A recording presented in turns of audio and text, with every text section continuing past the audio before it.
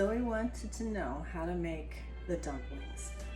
I need to first make the soup so we can put the dumplings in. So I'm gonna show you what I do for the chicken soup.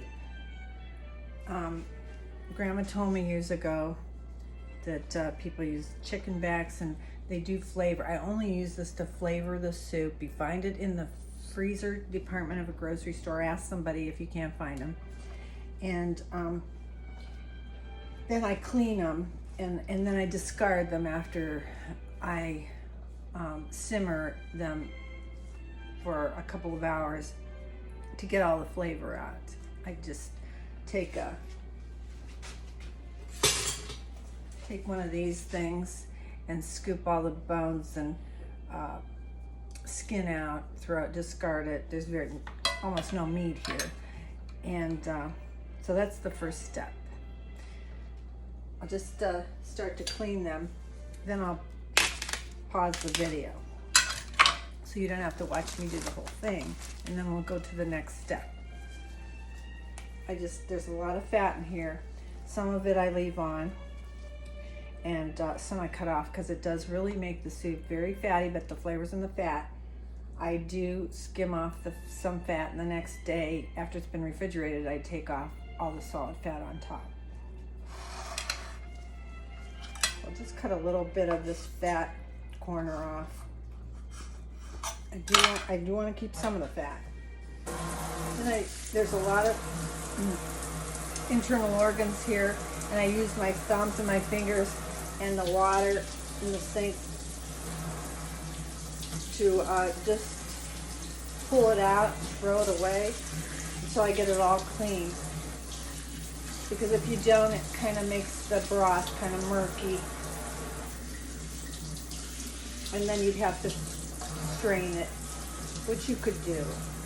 But I like to do it this way. Like it's the kidneys and the heart, stuff like that.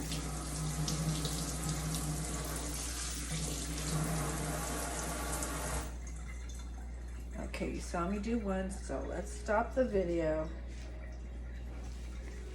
because I don't have a pot. All right, they're all clean. Now I put them on a paper towel, and I'm just gonna, let the excess water drain off. But you can see those cavities in here. That's where I dug out the kidneys and stuff. So right now I'm heating up the pan, and I want to brown them a little bit. So I'm just gonna let them sit there.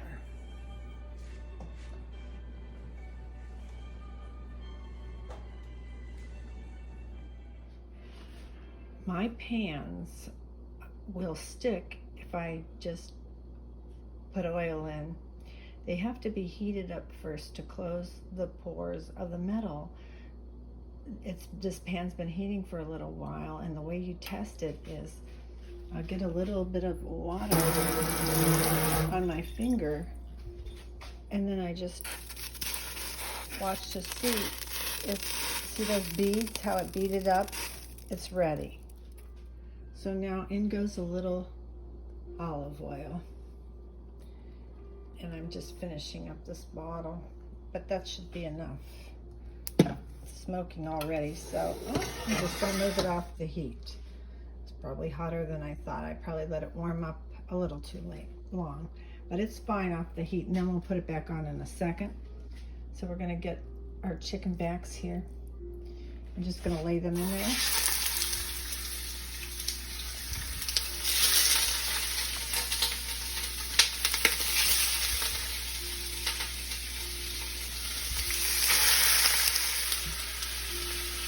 Okay, now it's going back on the heat.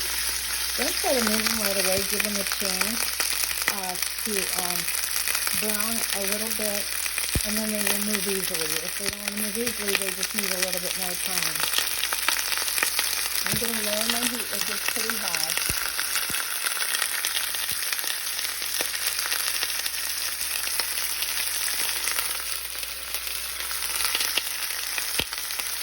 They're not ready to be moved yet. They probably need a little bit more oil. So I'm going to look for some now.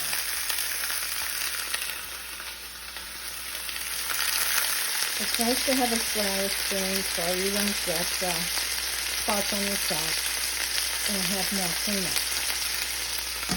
It also protects you. So you can see they're moving nicely now.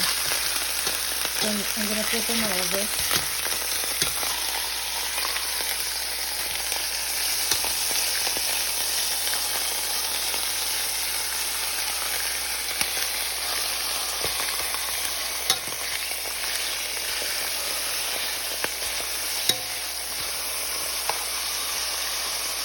There we go. I'm going to let them brown a little bit more before I add the water. Everything I do is by sight, and I haven't been measuring. So today, I'm going to try to keep track of how much water I put in. Here's 2/4 right here, 32 ounces. And I'll give you the amount when I know what it is, how much I've used. So, I'm thinking, how much should this be? Once I put the water in, the more you put in, the less flavor you're going to have because you're diluting it.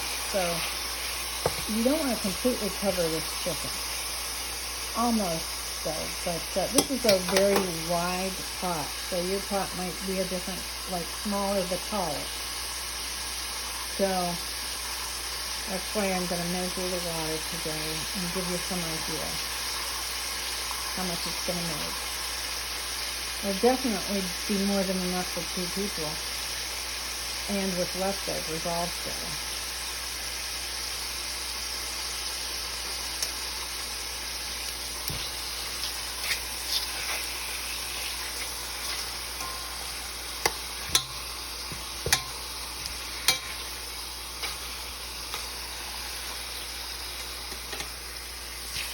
And I have chicken breast brining right now that I'm gonna saute, and when the soup's done, I cut up that nice sauteed chicken breast and put those in. This is just for flavor. Okay, I could brown it a little bit more, and then I'll come back and put the water in. Okay, here we go again.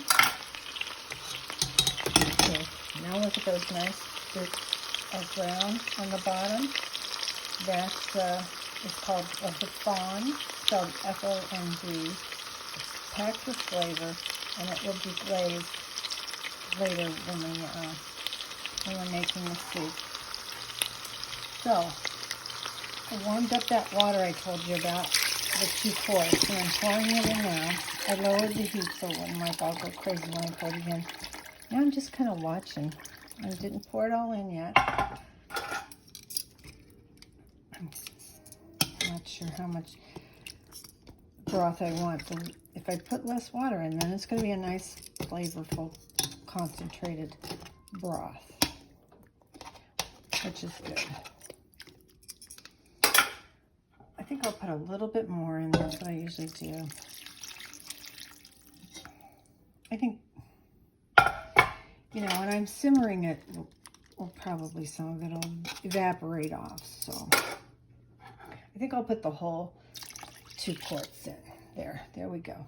Now we're just going to bring this to a simmer. I'll turn this up a little bit more just to get it. I did heat up the water a little bit, like I said, in the microwave, so it wouldn't take so long to come to a simmer. But then I'll probably back it down so it's not boiling, and I'll let it just simmer for a couple of hours. And here's the vegetables I'm going to cut up and have them ready to add afterwards. It's too soon now. One more thing, while it's simmering, I put a whole onion in to let it get that flavor, and then I throw out the onion when I scoop out the bones and skin. Okay, now it's simmering nicely. You can see there's like these little foamy bits on top, but you can use one of these fine sieves just to scoop out.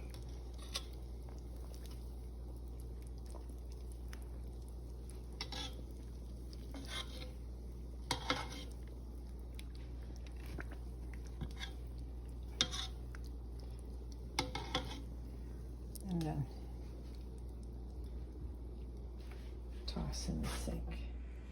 Okay, it's been a couple of hours. So now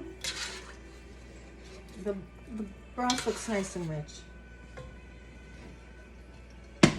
I'm going to remove everything, including the onion.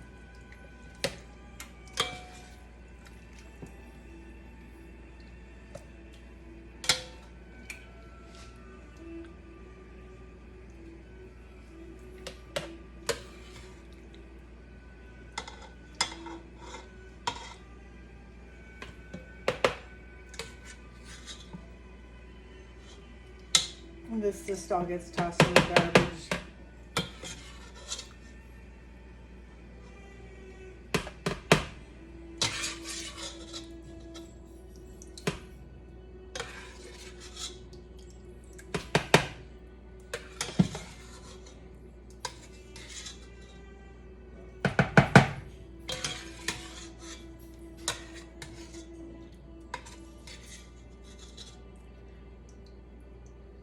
Okay.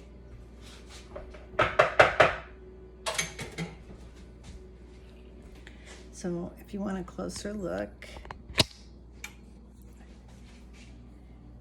here's the broth.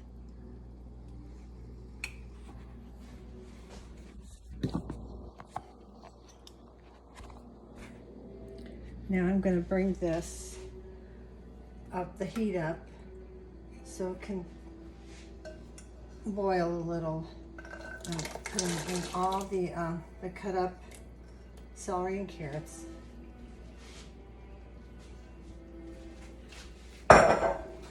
They both add a lot of flavor, but you could get creative if you like with your seasonings. If you want to throw in rosemary or thyme, whatever seasoning mix you like.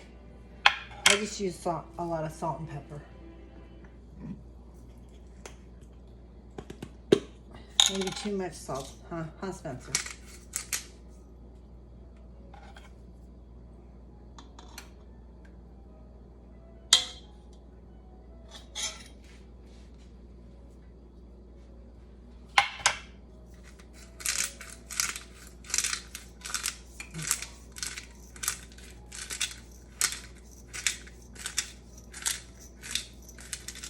This is pretty good pepper.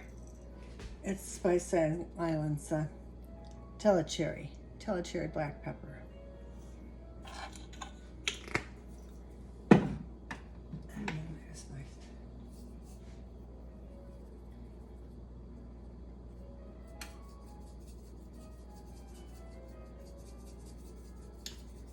You can taste to see if it has enough seasoning for you.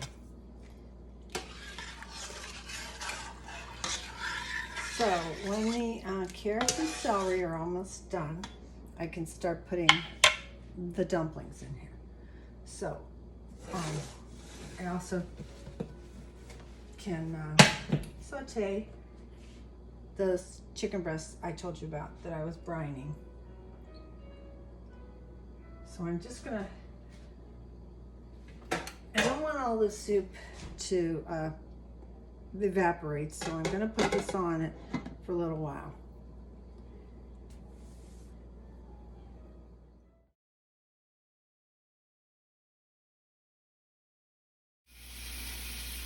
So we're going to fry these up until they're not pink in the center anymore. Let them rest for 10 minutes. Then we're going to cut them into bite-sized pieces and add to the chicken soup. Whenever you're working with raw chicken, you have to clean all your surfaces and your hands frequently. Do not cross-contaminate. So I'm going to clean this up before I cut up the sauteed chicken breast. Okay, we're back. So the chicken breasts are resting over here. They came to 165 degrees in the thickest part.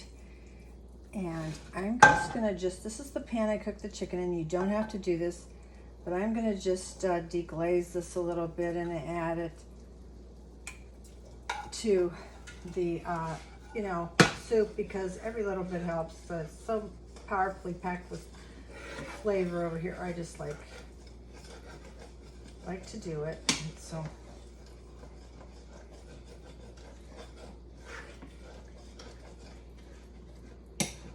and we get the soup back up to temperature. So I'm gonna leave this spoon in here so it can get really hot, because otherwise when we drop the dumplings in, they won't fall off the spoon if it's not hot enough. And we're about ready to make the dumplings, the fun part. I have to say, this really isn't the fun part for me, but it is the fun part to eat because it's my favorite. So I'm only going to use 3 eggs this time. When I was a kid, I did this in a bowl with a fork, and as it got stiffer, you had to use your muscles. But now that we have food processors, we might as well use them. I usually make 4 eggs, but that makes too many. And this time I decided to go with 3, and it's just dead nice. So I'm gonna put a little bit of salt in. You know Mom and her salt, so just a little though. And give it a pulse.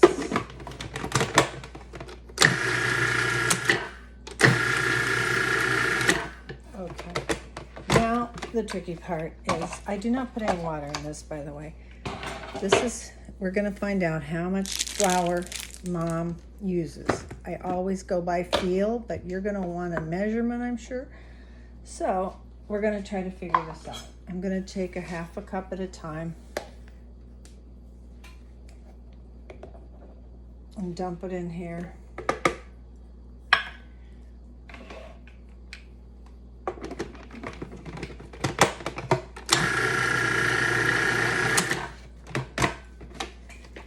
Okay, let's do another 1/2. So we have it just depends on the weather too and how much moisture is in the air. And I'll show you the consistency we want when I get it there. So again,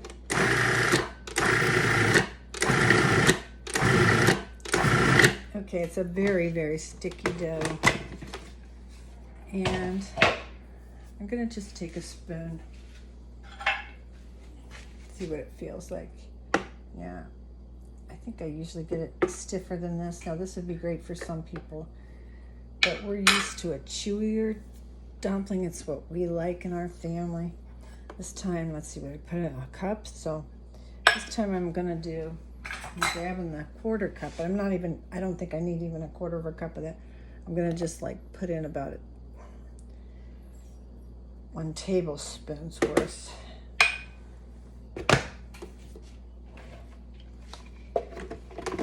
So basically maybe a 1/2 cup per egg. It's a rainy day. Maybe that's why it's taking more today.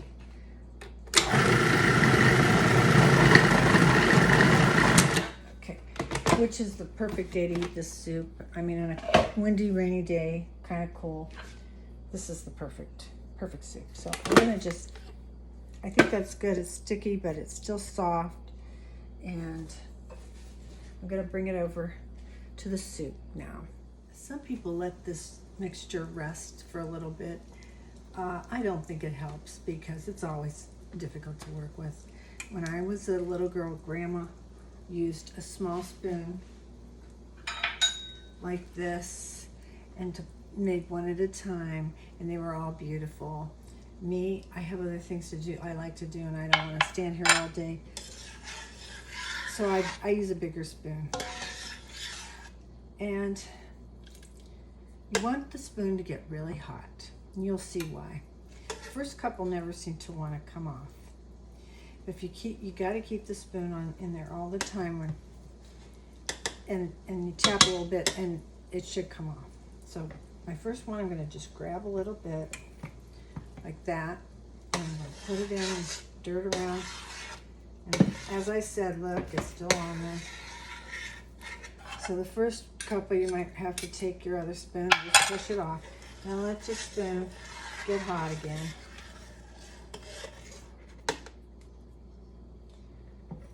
And oh my gosh, that one came off. So work is a little quickly. They don't take long to cook through. By the time you get done putting them all in there, you can just cook it a couple more minutes and they'll all be cooked through. I still have to cut up that chicken for us in a minute, and then we taste it. You can see how I don't need to take the spoon, because I'm reheating the spoon by doing this after each one falls off. I don't know why the first one doesn't come out.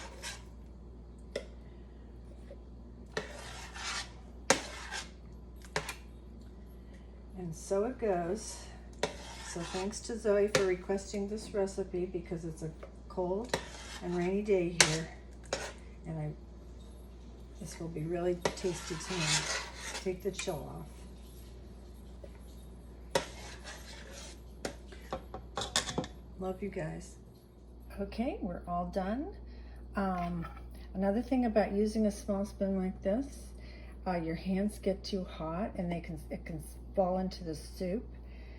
And my only long-handled spoons are all big ones, so really it is a